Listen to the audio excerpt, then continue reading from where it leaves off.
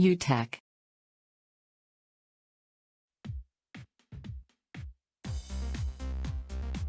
In Settings, go to About Phone.